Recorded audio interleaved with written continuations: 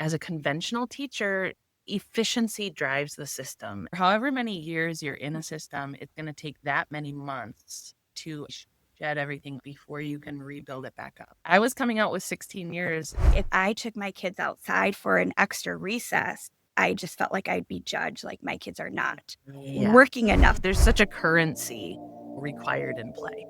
I think Peter Gray says it like, this is the job of children. Like, play is the job of kids. So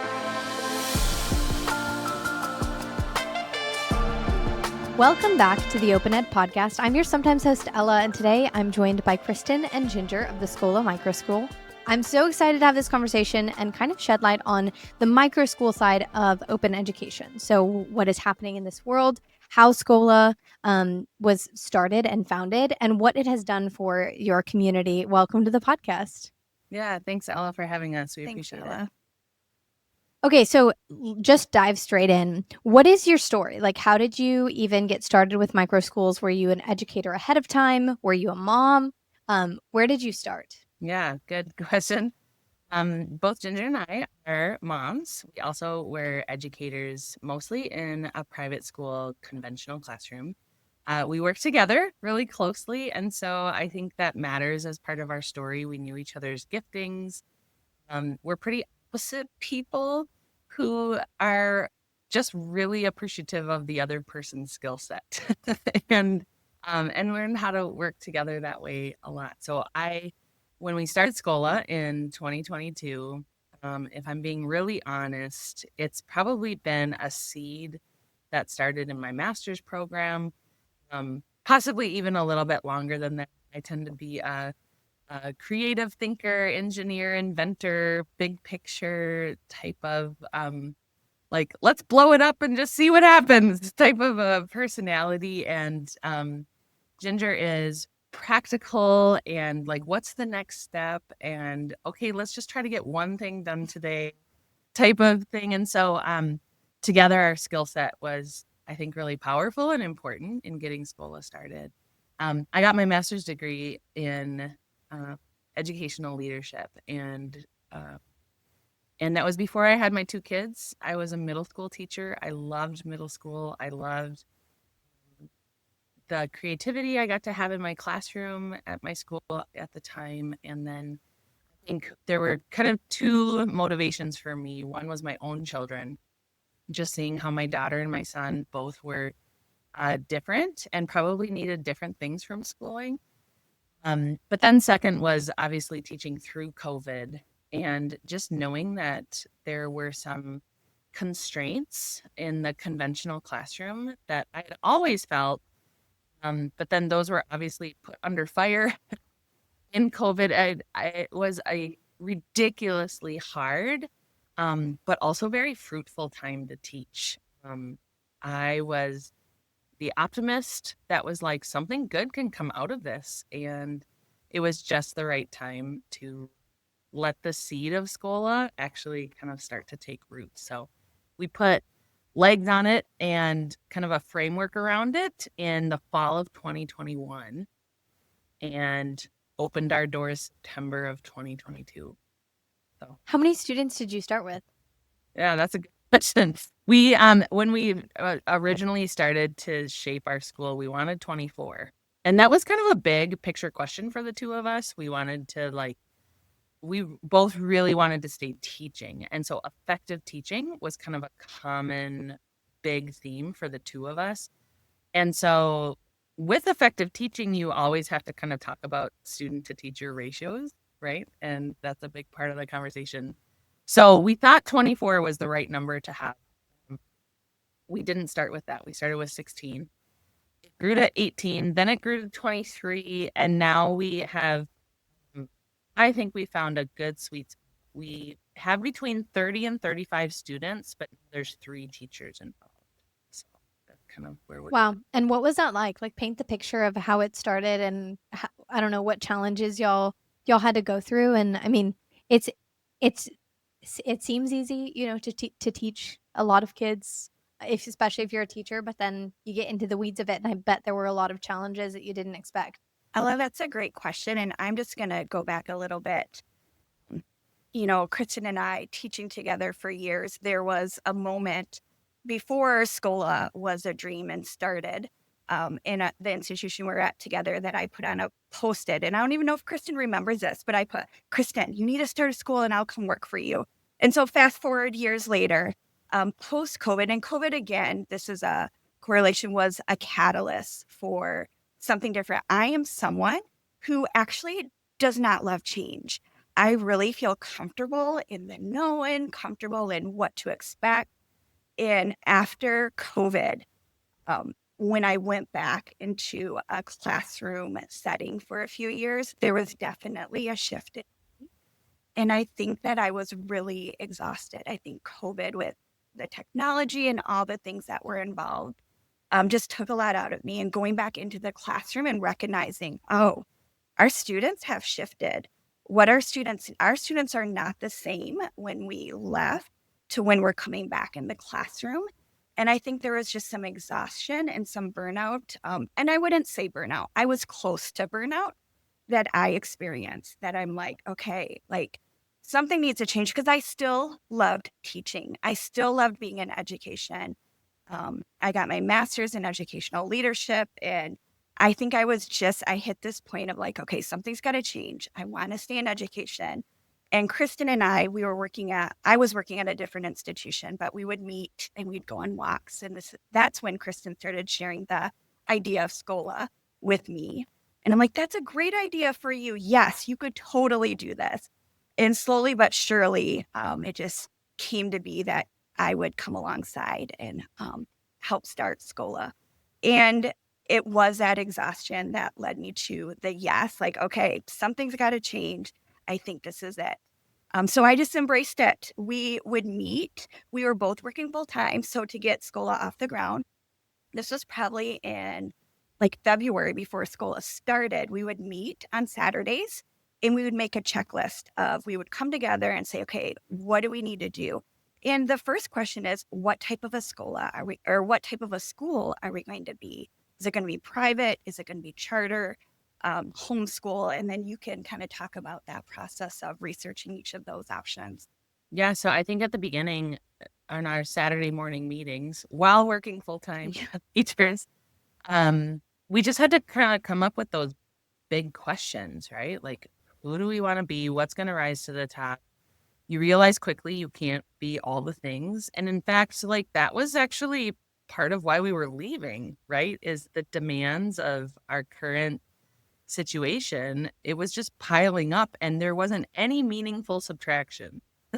So we were a little bit like, okay, let's start really with a clean slate. That was way more vulnerable than what it sounds like. Anyone who can just say out loud, let's start with a clean slate, like you're giving up pieces of your identity. You're giving up pieces of like what you prided yourself in.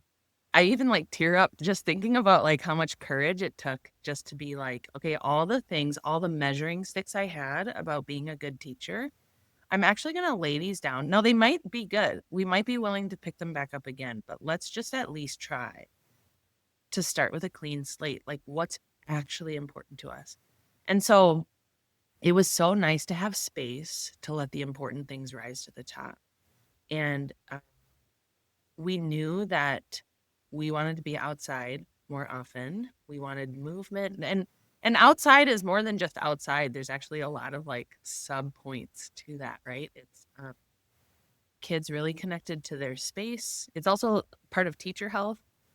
A lot of movement, just natural, really good things that happen, and a human connection point that just felt like we were losing. We really wanted to meet students where they were at. Like we wanted to take the pace pressure off of students. Some students could fly ahead. And so we knew that we had to be able, if we were really going to make that the value, we had to take words of like gifted, talented, accelerated, behind, ahead, like, and I still catch myself sometimes. Those things are really embedded, but meeting students where they're at, like giving them an authentic learning sweet spot. What was that going to look like? And then third, I think we really wanted a social emotional component. And to us, that means community. Like there is a community, friendship, relationship skills. How do we interact with our neighbor? Like we actually want to be part of a neighborhood. We want to be out in the community. We want that like veil of like school and community just to mesh a little bit more. We want students to see themselves as part of a community, but that also meant like, how do we take care of ourselves as far as like when we're dysregulated, or how do we act as part of a group? How do we take care of our relationships? So outside, meeting students where they're at in relationships. Those were the three things that like floated to the top when we first started. And then every choice after that. Okay, this sounds super clear and like it sounds like these Saturday meetings were just like but we're in year 4 and this is just what retrospect, this is what a little bit of time and when you're able to look back and speak so clearly about them, right? But in the middle, we both at mornings, we just had a commitment to like let these things be our North Star and making every decision about that. So that led to how many students do we want? That led to what type of organizational structure are we going to be? So technically, we are a nonprofit that serves homeschool families. And right now, that is satisfying the law in Minnesota, and it may change, and we'll learn how to pivot and adjust to that if needed. So we sound like a school, we breathe like a school, we have blood and veins like a school, we talk like a school, but technically we are a nonprofit that serves homeschool. So just even those basic decisions, what will our budget look like? What materials will we buy?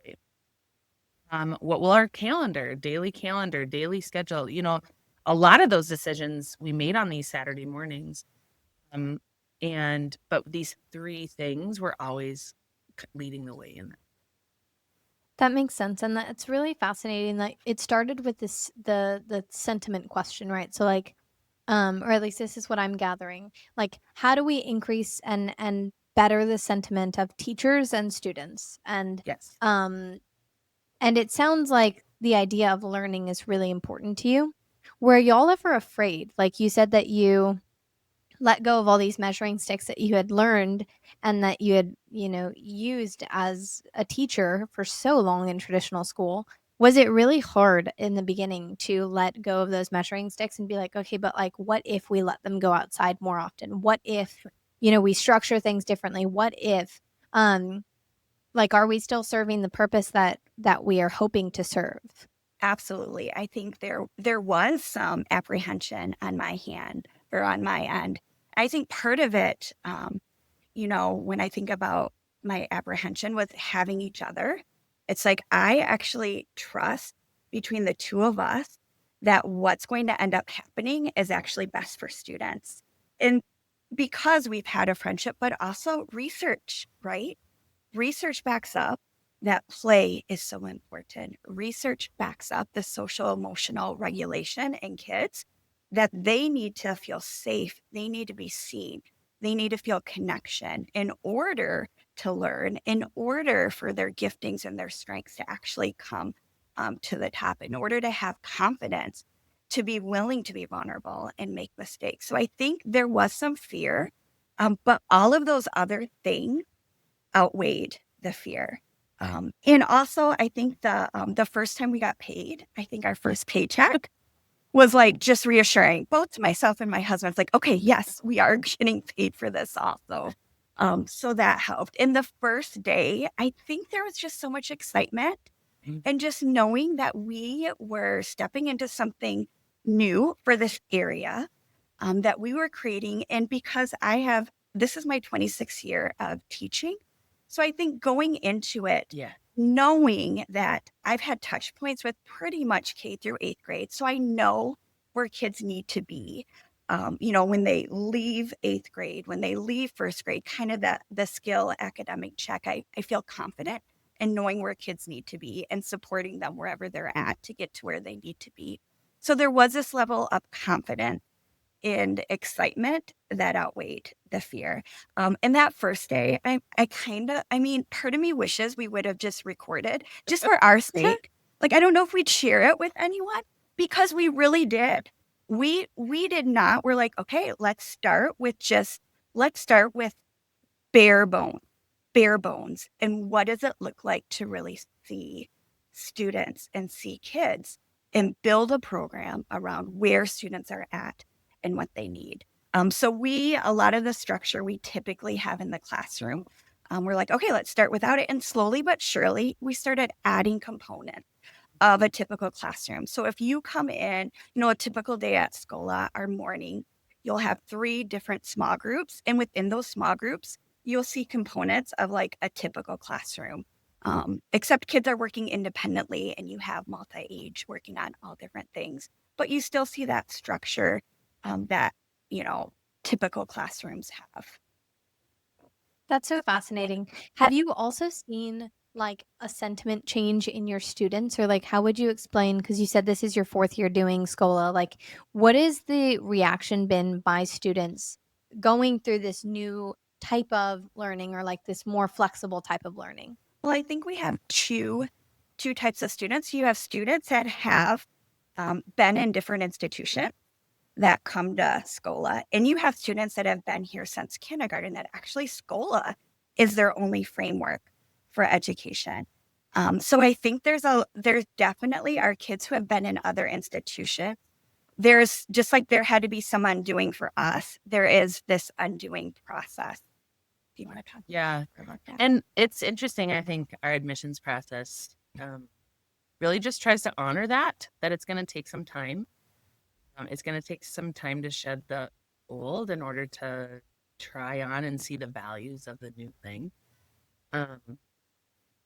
I gave myself some time. I probably should have given myself some more time. It was interesting, and I wish I could quote who this came from, but I think early on, both of us listened to a lot of podcasts. Like we were trying to like fill our backpack with all this inspiration to get the courage to, do this and just try. And like what Ginger said, like the research and people cheering us on, just the personal investments we had from friends and colleagues. And anytime we would share what we were doing, I don't think there was a single person that was like, oh, well, that's weird. Like everyone was like, or if they did, it wasn't to our face. But I think what was interesting is when we were starting to get students, we were giving ourselves time. We heard this quote of, it's going to take, for however many years you're in a system, it's going to take that many months to actually shed everything off before you can rebuild it back up, right?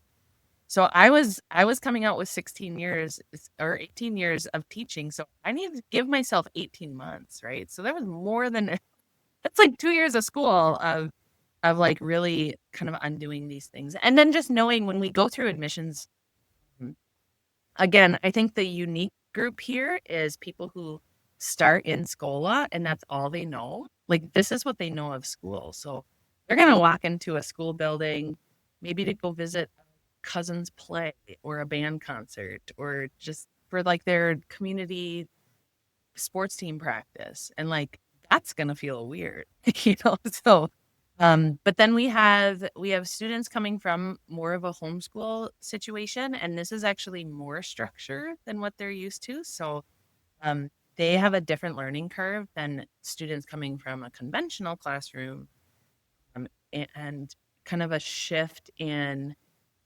where the pressure points are, or where all the measuring sticks went is usually kind of what the hard part is. So. Is there a sentiment difference between the students you used to teach in like a traditional school versus Scola, or like, like what is the difference? Because I mean, I'm just curious. Like all the research does say that play is so important and that flexibility is so important and meeting students where they're at is so important. But like when you do that, have y'all been able to see like what it looks like in the classroom setting? Absolutely. And I think when it comes to that measuring stick, I think as educators, we've always had the philosophy of like seeing the whole child and valuing like academics is part of it, but there's also, athletic ability, social, emotional, being good at relationships, all of these things that make us humans. But in typical, classical education institutions, it really is academics that gets the majority of like focus. And, that's what you're seeing as a classroom teacher. So I think in this space, yes, obviously we are a school and academics is important, but kids are confident because when they come into this space, because we've like shed, which has taken some time, we've shed and we've understand, okay, this is important, but actually who you are as an image bearer of God is actually most important. And this is how we're going to see each other. And I think that when kids learn that and they start to see each other in their giftings and the way that they're wired and unique, there's just this confidence that they're able to come into a space and learn and be vulnerable and be able to make mistakes in ways that I don't feel like as an educator I could tap into to quite the same degree when I have 26 students in one classroom that I have these measuring sticks that I'm being evaluated on if I don't get them from point A to point B. So the pressure for our students is off, hopefully, and it takes some time for them to get there. And also the pressure for us is off to fully see students. And I think something that looks a little different, we have progress reports, but we don't do letter grades. So even in middle school, there's not letter grades. Now we are looking at grade level. Where should students be at, where they kind of fall for their grade level. And then we have a narrative side. And the narrative side gets into social, gets into play. And the narrative, I would say, is most important because we're small, we get to really see students and really know students and come alongside students in a way that I've never had the ability to do in a typical classroom setting. And that correlates then with getting to know the families. Like families are number one, especially as homeschool families, mom and dad, they're actually in the driver's seat. So we partner with families. It is a partnership. And in real time, because we're small, in real time, if there's a question or if there's something that comes up, like I can give mom and dad a call or, a quick text. Hey, this is happening. How was your morning? So in real time, to have this understanding of exactly what's going on socially, emotionally with a child, the value I cannot overemphasize the value of that component when it comes to actually then going into academics. Facing some like academics is not always easy. Like our students will face some challenging moments when it comes to that threshold of learning something new, right? There is this grit that's required when learning something new. And I think our students they're able to tap into that grit because these other things have been checked that are actually more important. And I think in a classroom, I don't know, typical classroom, yes, those boxes are being checked for some students, but not all. And students, they have a good way of hiding that sometimes where they look like they have it all together.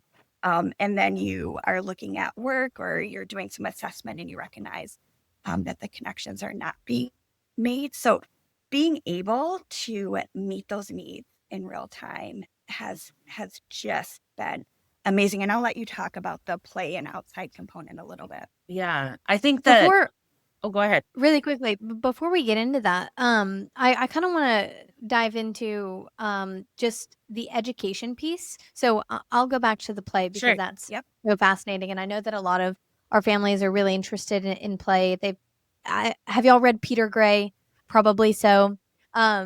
So one thing that I want to touch on before we hop over there is, has the way that Scola is, I guess, structured and the structure versus non-structure comparatively to like a traditional education approach. Has that changed the way that students and parents think about education too in your school? Like, have you had those conversations with, for example, like a family that came from a traditional school or a student that came from a traditional school? Has it changed their relationship with education and learning? Yeah, that's really interesting. I mean, I think so many families, mine included, at one point, the relationship with school was actually about the outcome and the grade, right? That's actually where most everyone, teachers, learners, parents, everyone was kind of prioritizing that. Everyone was trying not to. I think there was huge effort to like, it's not about the grade. It's not, but like the the constraints were the current was so strong that no matter how hard you tried, it still was so much time, so much money, so much emphasis put on the grade. So I just think we're still probably trying to find the right words of what shifts and how we can describe families' relationships to education when that's actually not the main point, right? So mm, outcomes will happen. But when you put more time and more investment in the process and in the learning, there's just a different posture towards outcomes. And there's just a different posture toward what learning can look like, right? And then Yeah, I also think, that's yeah, go ahead. well, I find that fascinating because it's like in every aspect of our lives, we understand that that's true, right? In something as simple as like working out, in something as simple as like our marital relationships and like our love relationships, like we understand that everything hits the road and everything like becomes true in a moment, right? So like the habit of choosing your husband, the Yeah. habit of right showing up to the gym, like all of that matters so much more than let's say like a physique or like a weight or like whatever it is. Like it will come. Yes. But it's funny because from a school perspective, like we all just focus on the outcome as opposed to how can we nurture the moment? How Mm-hmm. can we like put into the moment as much as possible? Because Mm-hmm. it it is unreasonable to assume that if we, put all of this into the moment and we do that consistently for Mm-hmm. say like 5+ years, that the outcome won't be good. Mm-hmm. I mean, Ellen, you're getting into a philosophy podcast here, right? Like, I mean, I'm not the expert in this area because I teach middle school, but like the telos or the like the main component of why we educate has shifted, right? And we all kind of see the historical benefit of that. And now I don't want to get too deep into that because I want everyone to have access to that, right? And that might mean that we have to shift some things or create schools that we want as much people to have access for. And I think that's where our dream is too, right? Like we love Scola, we love what's being created. And we get frustrated with, but how could every kid have an opportunity to this, right? We also see some of the limitation in what we've built that um, we care about our kids in the Twin Cities. We care about our kids in our city, and so we get frustrated sometimes even with the Yeah, and I would limitation. just add to that, just tapping a little bit on access. And I think our heart, our desire is that every kid has access to a meaningful education where they are taught by healthy Yeah. educators and they themselves, their needs are being met and they're learning, right? And thankfully, in the Twin Cities, we have access to lots of different choices. There are thriving public schools. There are great charter schools that have been well established. There are wonderful private schools. There are, micro schools that are popping up. But again, it is limited as far as being a tuition driven school, that not everybody has access to it. So I think that access is really important. We do not have a solution to that at all, but we are thankful to live in the Twin Cities where there are options. as far as open enrollment and even online options for families. And I think one thing that's so important to us, and even it ties back into your previous question of how does this change people's posture? How does this change actually like parents' approach to education? I think like when we speak about teacher health, our families have started really caring about teacher health. And we talk about that a lot.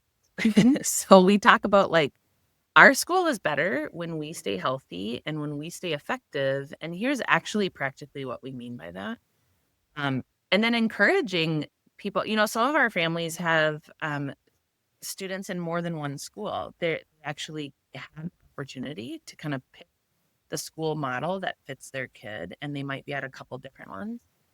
And so helping them even like, how can you help the health of teachers in other schools? Like it really comes down to that effective teaching. Effective, healthy teachers really do make a significant, I cannot overestimate. I wish there was a significant impact in the education of your neighborhood, of your city. Effective teachers are really amazing. And the reach of an effective teacher can go a long, long, long way, farther than just the classroom that they work. And so that's so true. And so even like shifting some of the posture, we are pro education. So we actually do not plan to be in competition with anyone in our city. We want more healthy options. We want more sustainable schools. We want more healthy teachers.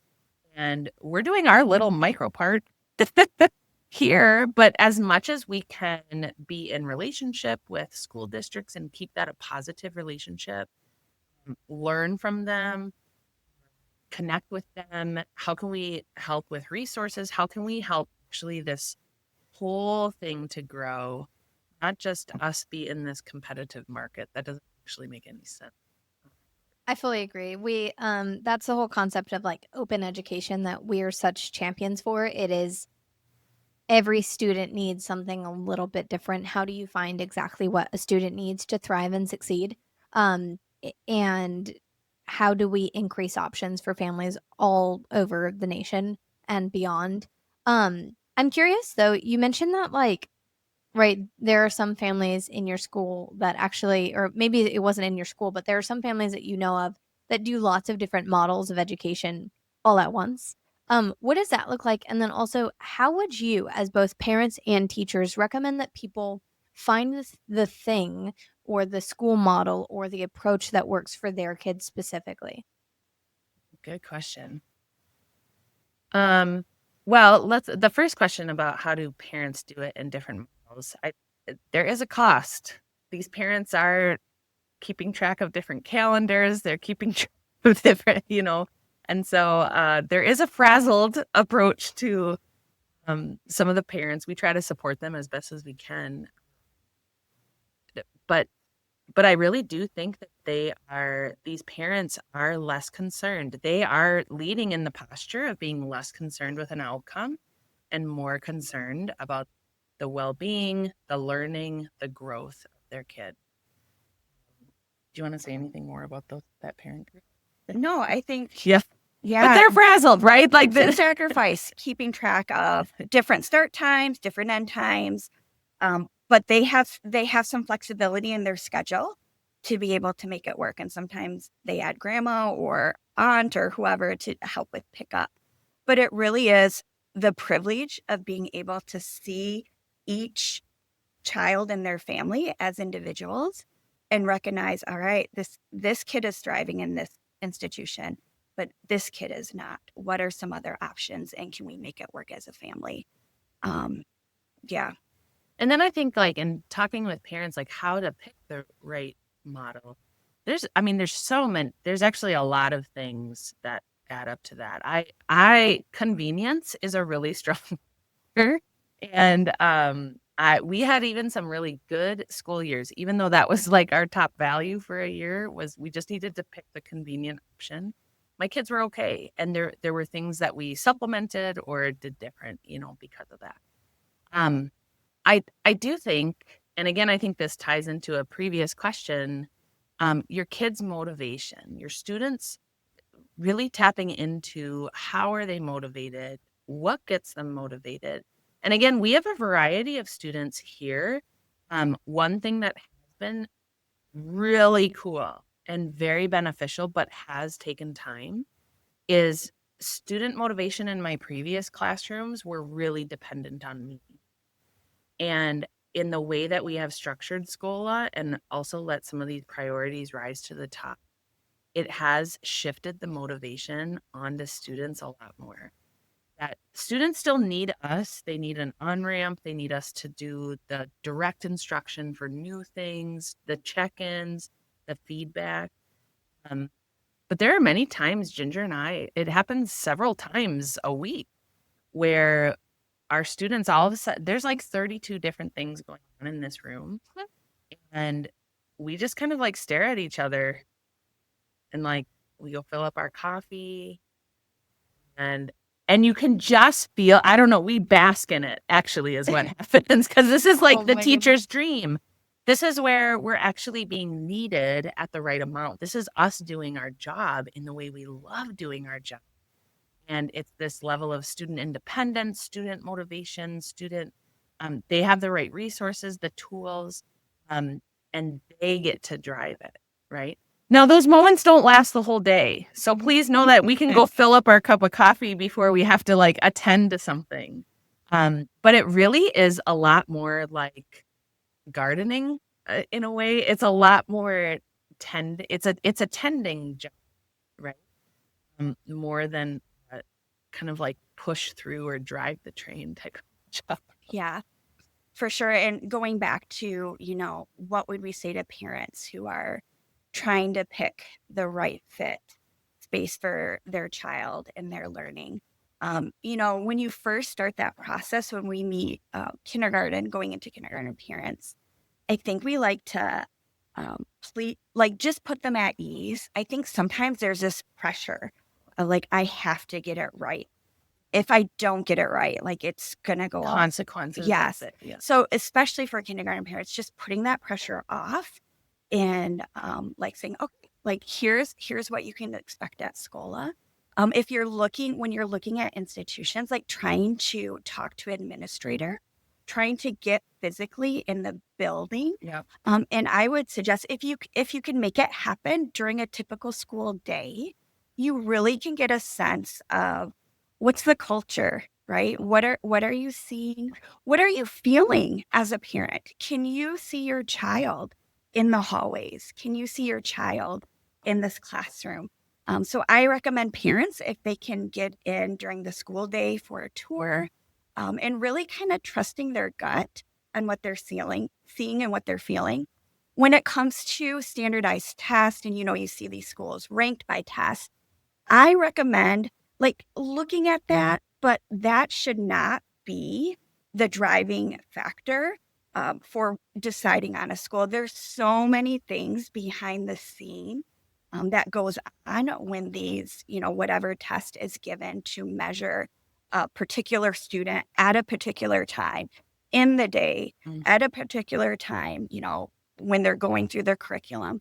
So again, if you want to look at that, use that, you can, but I would put that like kind of lower on the list when it comes to looking at possible schools. That's interesting. I think all of the things that you said made a lot of sense. I do wonder too about like the student motivation thing. So like how much of student, I know there's a ton of research on this and like people don't have the answer, but I'd be curious to hear your take as a teacher and somebody that works with students a lot, and also as a mom who's seen your own students. There's like natural student motivation. Like some students are just naturally gifted and they naturally gravitate toward certain topics. But then there's like motivation by osmosis almost, where it's like a student is around other students who care about X, or a student is around a family member that they really look up to who cares about X or Y. How do you, especially early on, from a teaching perspective and a parent perspective, how do you help your kid to foster those motivations?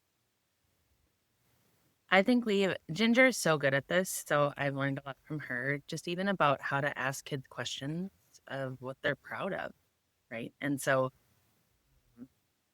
I love telling kids I'm proud of them. And so I still do. It's not like I cut out of my life, but there is something about specific praise um, really helping kids feel internally proud. And a lot of this honestly comes underneath teaching kids about emotions, teaching kids about their own, the way that they feel, even feeling frustrated, like going through some of the more difficult feelings and having them aware and acknowledging those things um, actually is all a part of this, right? So it's that social emotional piece actually plays a huge part in motivation because students have to recognize what proud even feels like, and not proud because someone else told me that this was good, but like I feel proud. I feel really good about this, right? Even though there might not be a grade attached, there's not any type of recognition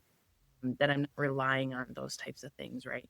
And and so I even think like what types of questions to ask kids, mm, guiding them in some of their freedom. So like I don't know what to do, or what do I do next? Or so I don't know, maybe Ginger, you want to go into like your practical questions you ask? Yeah, my mind goes to just that teaching kids that intrinsic motivation, right? And I think it's not about them making me proud. It's actually about them feeling accomplished and proud for the work that they've done. So I think, in thinking about my small group as kids are working, maybe they're working on math. And within 20 minutes, there might be a kid that finishes like 10 problems, right? And there might be a kid that finishes one. And really setting up a culture where whether it's 1 or 10, you get to feel proud of your accomplishments. So recognizing in that moment that kiddo who might have just finished one problem, but he focused, he stuck with it.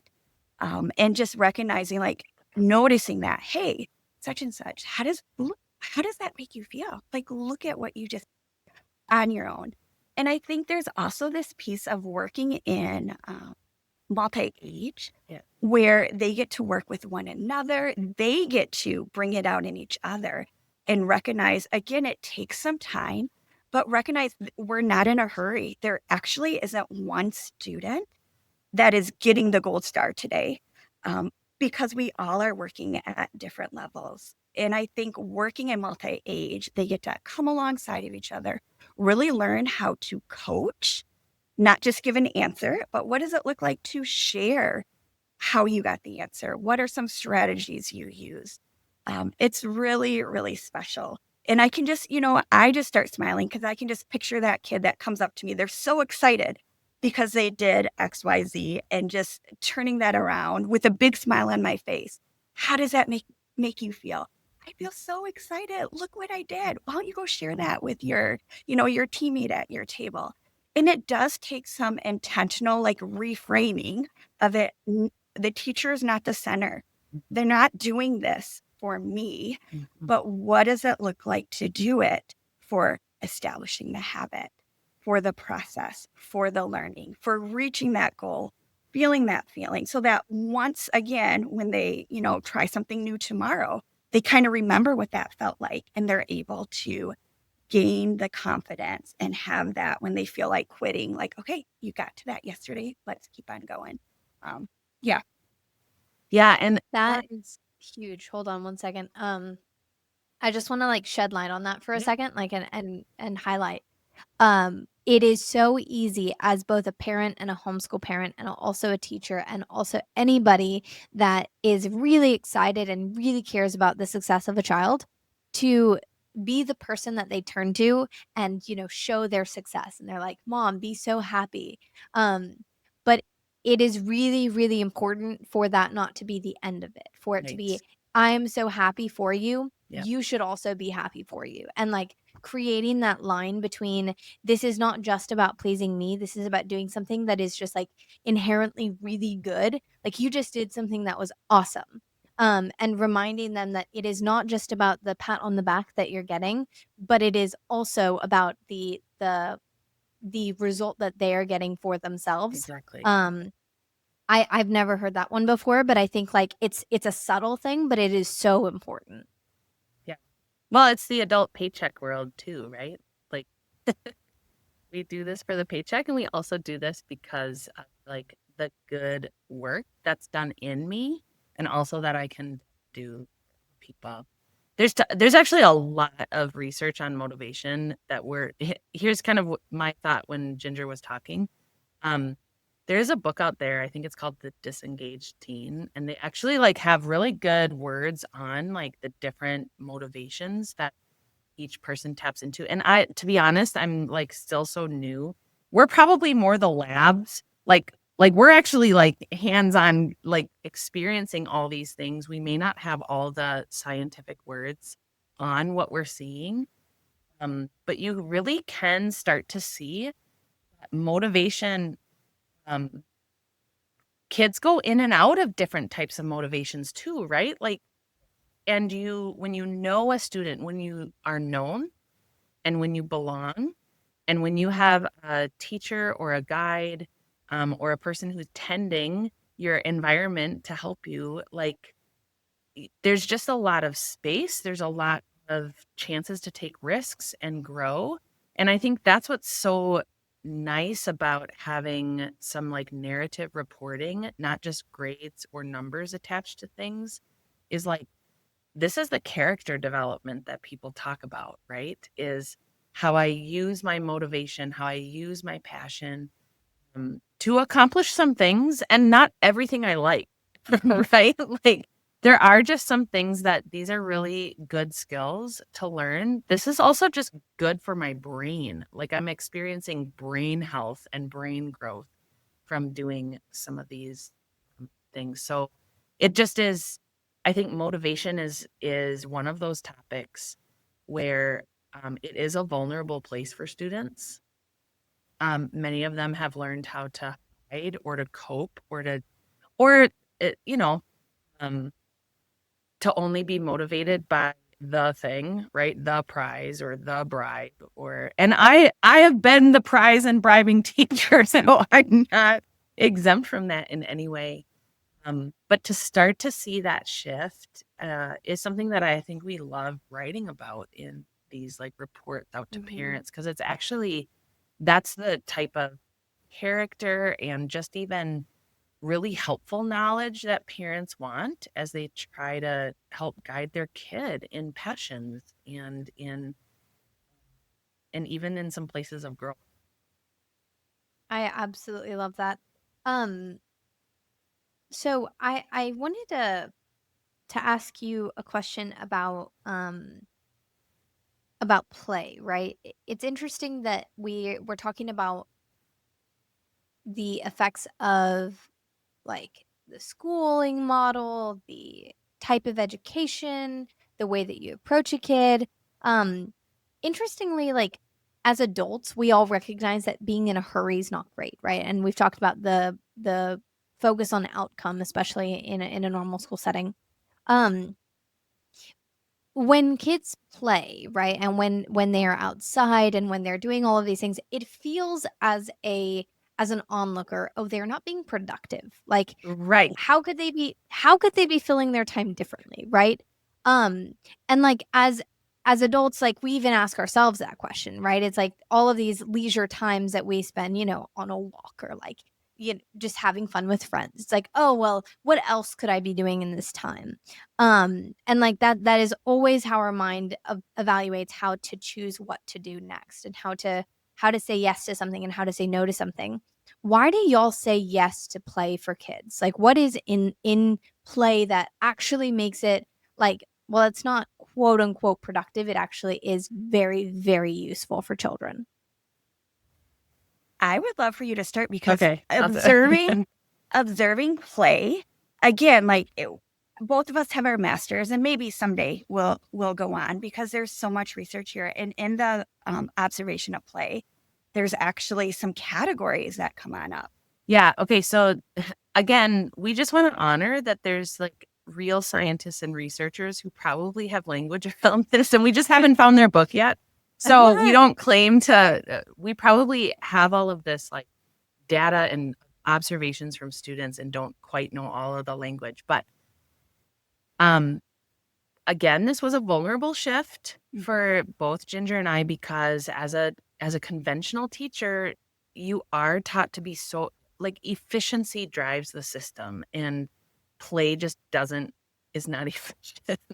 Well, and you also, and again, the shutting off is like, if I took my kids outside for an extra recess, like, oh gosh, like I just felt like I'd be judged. Like my kids are not working enough. So even just the shedding There's of such a earning and deserving. Yes, There's like such a currency that's like required in play.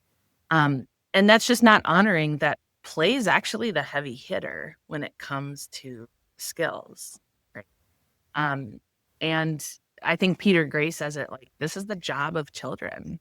Like play is the job of kids. So, okay. So we on average, we do about 3 hours outside. Now we're also Minnesotan. Wow.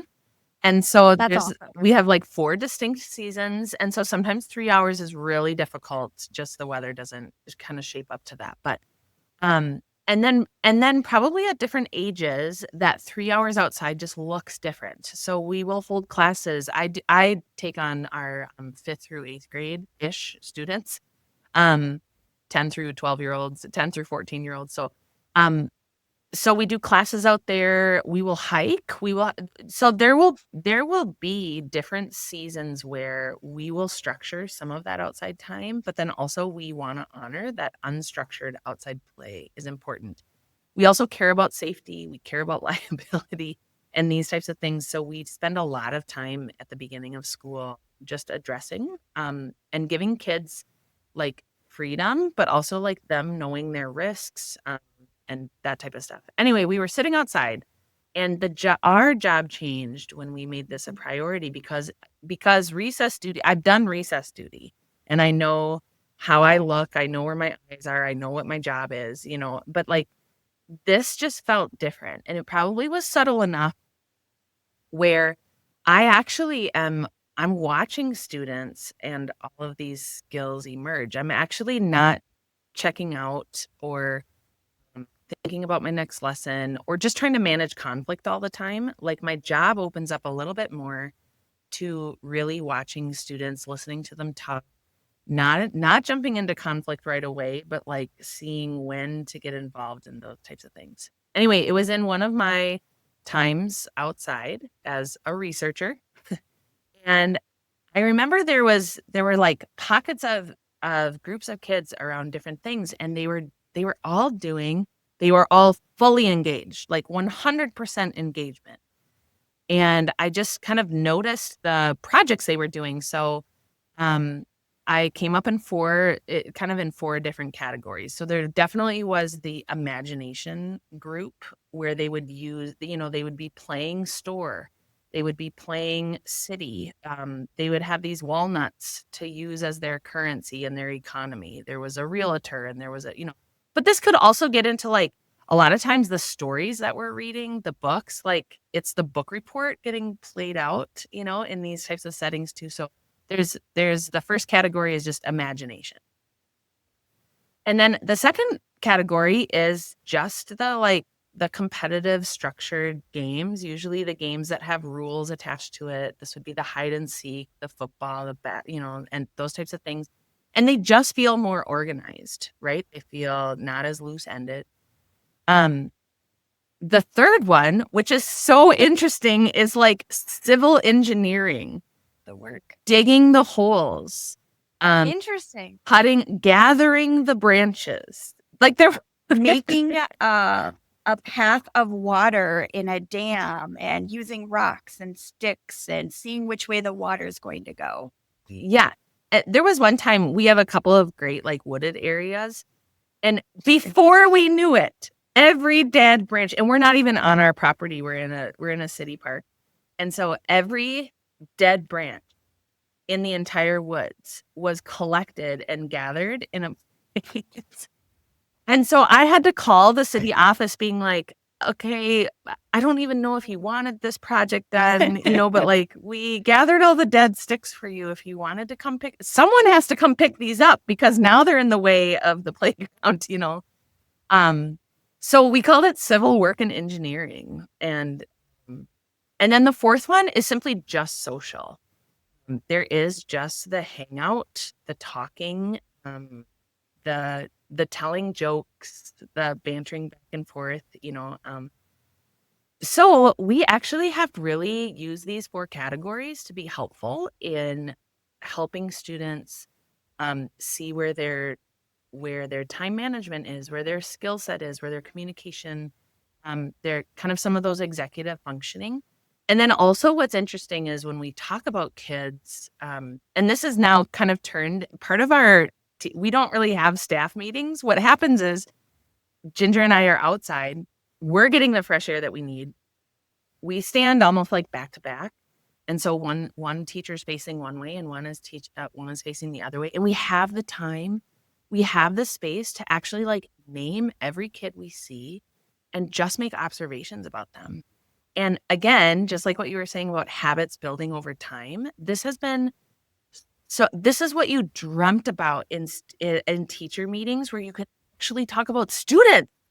You could actually talk about how you see them growing, what you see them happening. Okay, I'm a little concerned. It feels like maybe anxiety is really present here, or they're just in conflict a lot with this type of person. But also in there, we could make observations of what category of play do they like to go in the most, which ones actually feel the most challenging.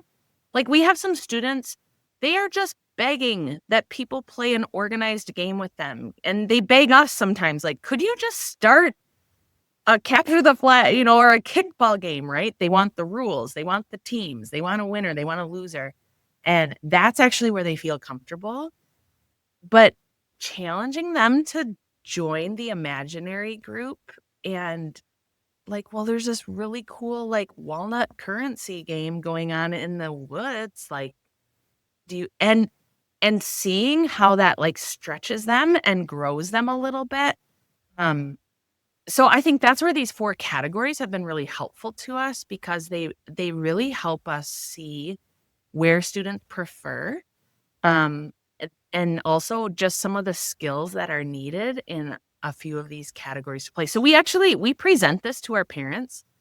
We talk about it. We post this on Instagram, just like this is what, if we were to write a book, this would probably be an easy topic for us to just get started of just the categories of play that we have seen shape up here. And then also the skills that come from it.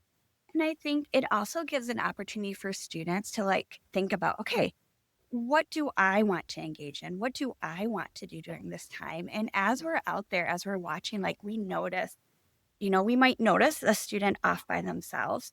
We'll give it a little time to see if they join. But after a while, we might just go over there and say, hey, I noticed that you're spending time by yourself. Can you tell me about that? Is this a choice? Like, do you just need some quiet alone time? If that's the case, that is okay. Or is there something that you would like to join? Is there a game that you see going on that you would like to join? Would you like some help in joining that game? So I think a piece that happens in small, again, is really getting to know students as individuals and getting to know them and how they're wired and helping them start to understand their natural tendencies and how they're wired. That it's actually completely okay if you want to be by yourself right now and just spend some time alone.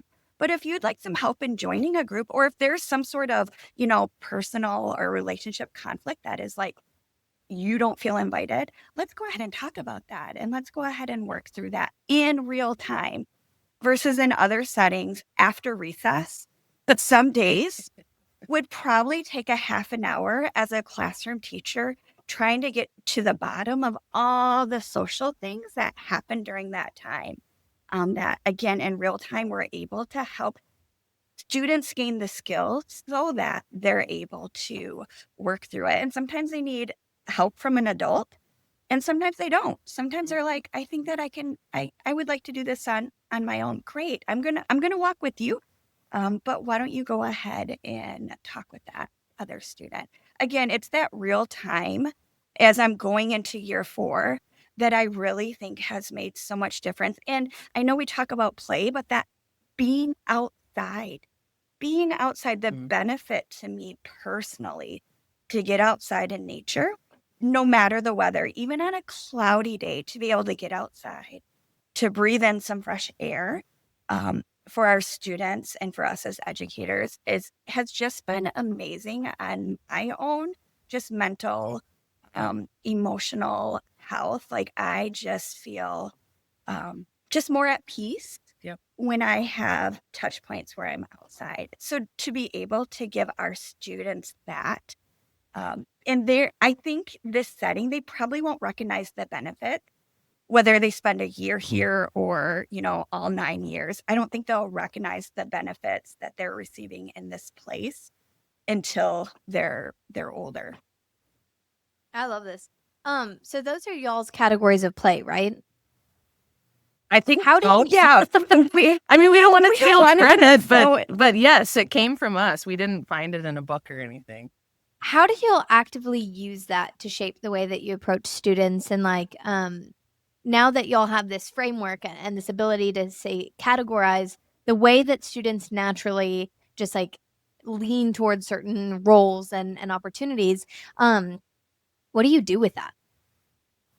Yeah, I mean, I think we talk about it a lot. So just even like in our outside staff meeting, right? Like facing the right direction. I really like to take video and snapshots, and part of it, I mean, obviously putting it as a marketing tool, just even getting other people to have an expanded view of what school could look like, a reimagined school day. So we do post a lot of this stuff, and actually we use these categories as kind of a teaching moment for parents and other people.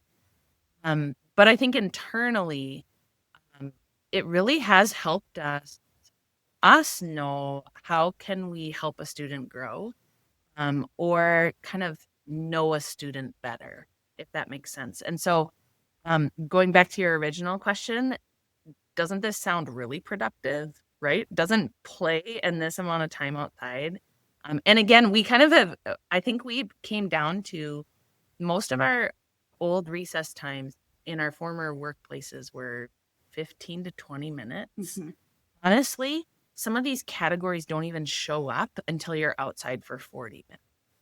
And then Interesting. and so like there's even kind of a timing science behind this. If we want these 4 categories to show up, at minimum an hour. And then what's even better is if you can add another hour, then you get to help kids and watch kids through the transition out of one thing and into another thing. And so that's usually at like an hour and a half or 2 hours. And so part of this, Ella, maybe is we built this so that we could feel productive. Like we could like check the productive question. I don't think that's all it. I mean, this is fascinating. And this is what we'd sit through professional developments about how important this is for the brain and just neurologically what's happening here. But I think we use those 4 categories to help just us build our schedule, keep track of our community, really help know where kids can grow and also where they feel the most comfortable, where we can celebrate them.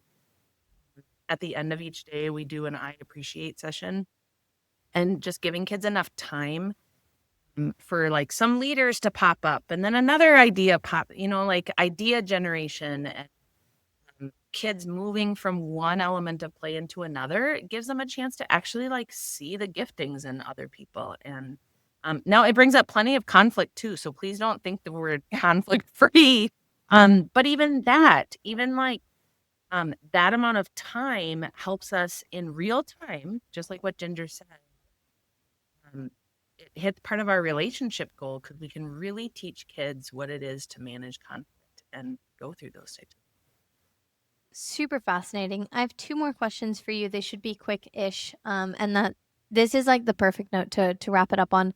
First question is like a very practical question. So most children have a slight tendency to overwatch screens, right? Like that is very, very, very common today.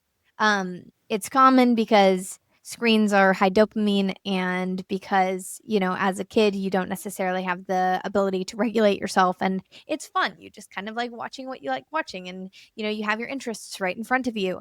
Um, but because kids are trapped in their screens, it's really, really hard to get that 45 plus minutes of, okay, I'm bored. I'm bored. I'm bored. What do I do? What do I do? You know what I mean? Like that time is so good for a kid to really figure it out. But like, for example, like I know that sometimes homeschool families will have their kids go outside for 25 minutes, right? Or like 30 minutes. But here y'all are saying that you don't really get to the point where you're like discovering these things about your kid until it's like quite a bit after that time. Um, how do you practically, how would you recommend to a parent or like a family um to like even instill this as like a habit? Like, okay, 45 plus minutes, an hour and a half of just like we're going outside. Did you, whenever y'all started Scola, have any like pushback from kids of like, oh well, I'm bored, or like, oh, can I do something else? Or how did y'all handle that as teachers? Yeah, I think first I'll just take the question on as a parent. I think if you're trying to grow a child's stamina, is think about where you're at. You don't go from 0 to 50, Yeah. right? So think about where you're at and just make a goal of, all right, typically we get outside 10 minutes a day. Let's make a goal today of 20. And then build from there. So just building on where you're already at. I also think both as parents and educators, like I've gotten really comfortable, even this summer with my son, I've gotten comfortable with, I'm bored. Actually, that's okay. The best stuff comes from boredom. Here's a few ideas, coming up with a list of ideas, helping them out. But at the same time, it probably is now my son's 15, very limited screens. Like he's not on screens during the day at all. Probably takes about 5-10 minutes. And then what does he have out? He has his Legos out and he's building something. He has this super creative car that he came up with on his own, or he's out on his bike, or he's taking his fishing pole to the lake, which I guarantee you, if actually screens were an option for him, he probably wouldn't be doing those things. So I've been okay. And as a parent, I do not have it all figured out, but I've been okay. She'll tell me he's bored. I'm like, oh, okay. Yeah, that can be like validating your feeling. That can be a real feeling. And then setting up, as an educator, we didn't start out with 3 hours a day outside. We also, like, kids came in, they had to grow their stamina. We had to grow our ability to feel comfortable and trust the research and that this actually is really good for kids. And then as we walk through it, as we observed, now we're like, oh my goodness, the research is right. Like we have validation as educators that this is really important to our students, and our students are growing and becoming more confident as a direct result of this play. We have tech even in Scola too, right? Like we will have math games, even we'll have some brainless games too. So it's not even that they all have to be academic, and we have some carved out times. I think that's what's helpful is actually having some time carved out. They know when it's coming. They know that even when they're in there, they're going to enjoy it. There's a start, there's a stop. So like we even do stuff where like every Thursday, this is how we end the day is laptop time, and we'll put some boundaries around what that happens. But I think honoring that screens are here probably to stay. And also there's some skills to get in that too. But yeah, building the stamina. And then also we had some interesting supplies that are just helpful. I think getting some of those supplies, if you wanted to do some more outside time, you don't have to get stuff right away, because I think if we were to purchase stuff right away before really experiencing this, we wouldn't have gotten the right stuff. So like hold off just a little bit and just see like when this play comes up, like do you need to buy the nice shovel? Because maybe digging holes really is the thing. Or all of our jump rope. We buy jump ropes, and they're rarely used for jump roping. They're used for slingshots. They're used for measuring. So just even interesting. A lot of natural materials. Oh man, do our kids know how to collect sticks and make things out of sticks? Rocks. And so just even as a adult, being aware if you want to increase the outside time, like just knowing that there are some materials that really do aid and help with play, but being willing to wait and see what shapes up. And then there are just some kids that will increase their stamina faster if they just have people to do it with, right?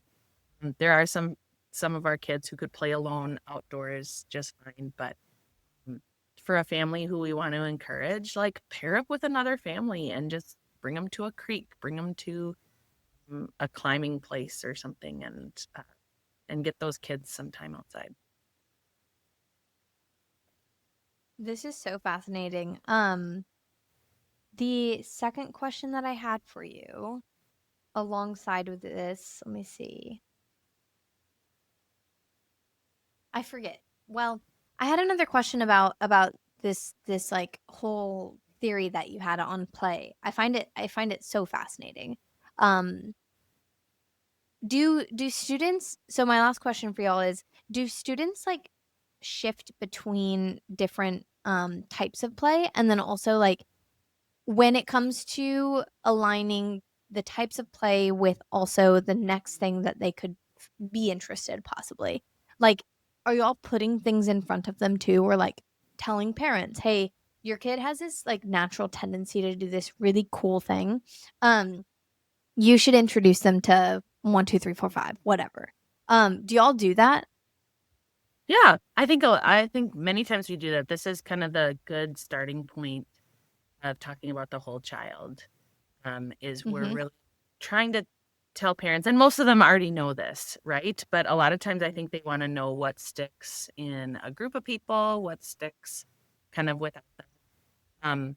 A lot of leadership kind of conversations come out, or there are just some students where they would rather have something planned for them and they just follow along, and that's okay too, right? And so talking to parents just about how we see the growth in that, right? A strong leader, maybe taking a side job and not sabotaging or taking over the project is real growth. Like that's actually a really important life skill that we wanted to communicate to them. We also end the year, we call them huddle awards. So we've just created this list of different characteristics that we see in kiddos. So like a huddle award might be project manager. So we think about the kiddo that kind of like this has kind of come to the surface. So each year we end the year, and play is a huge place where we get the data. And obviously letting know families and kids, this is not all we see, but this year, and here's specifically how we've seen it throughout the school day. That's so cool. Okay, I remembered my last question. Last question, I promise. This is it. Y'all are so fascinating, by the way, and I absolutely love your approach to educating. I think it is so rare to find teachers that are coming up with theories while they're on the job. Like you're here, you're watching students, you're learning from them. You're like, okay, hold on a second. That's really interesting that this is happening. And then you're kind of like extrapolating all of these ideas and thoughts, and you're trying to become better teachers by it. And I absolutely love that approach. I also think it's so cool that through your micro school, because it is yours, you get to take this and create the structure around it. So you get to say, okay, here are the things that we're witnessing. Here's the things that we've seen, a pattern that we've seen. We're actually going to take this and implement it and see if this actually sticks. I think that's so awesome.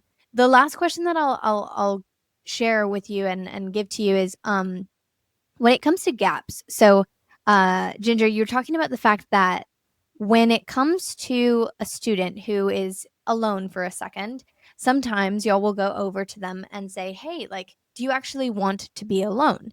Do you want to play with anybody? Like, what is actually happening here? It sounds like y'all have done a very, very, very good job of building trust. So, like, your students seem to, because you come to them and you ask and, like, you actually care, it seems like they're more likely to tell you things pretty quickly. But a lot of parents have wondered the question of, like, okay, well, how much should I be stepping in as opposed to just like giving them the space to figure it out? How do y'all determine when to step in and when to give them the space to figure it out? That's such a good question. And it really comes from knowing the student and knowing what skills they have and what skills are growing, right? So it can be the same age child, but there's one student that just kind of understands how to confront another, how to acknowledge and express their feelings, but also then give the other student a chance to say their feelings, right? And come up with a compromise. And there are other students that just need some help. And it really, I don't know how else to explain it, Ella, but it comes from knowing the student. And then also that trust starts with the families, right?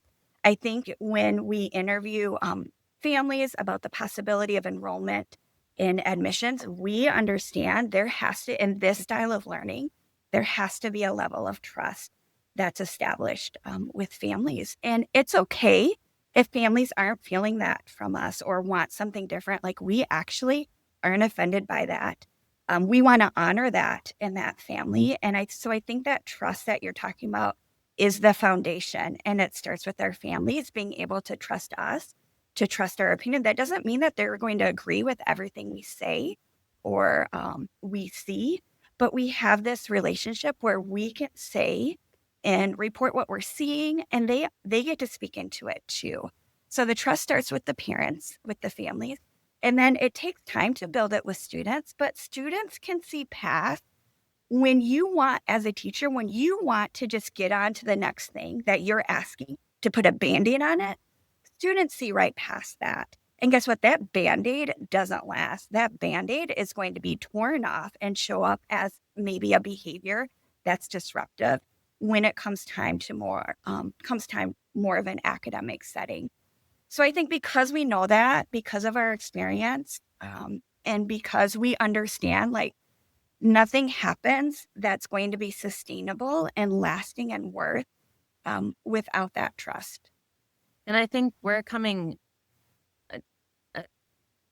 teaching is so formational.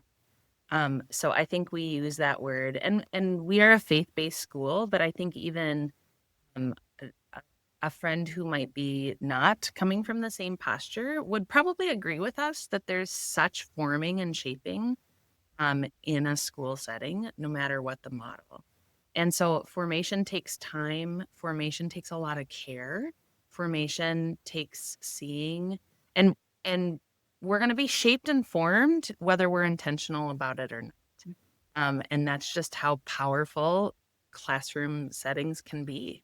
And so I think we take that seriously, and we make sure we tell parents, like, this is what parents are feeling too, right? Like, their kid will go through formation and shaping in this school experience. And so just telling them what's important to us.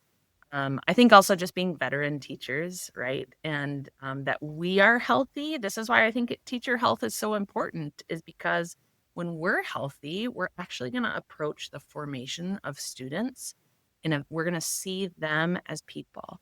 We're going to see them as whole people, people we care about. We have patience and care and trust for your family and good communication around. So that formation word is important to us, and it's kind of we want to be really honest with parents and let them know that they can be honest with us too. And so that's why I think we put out there in front of everybody, this is what's important to us. We're not gonna be good at all of the things, but these are the things we're gonna be really intentional about. This was an incredible episode.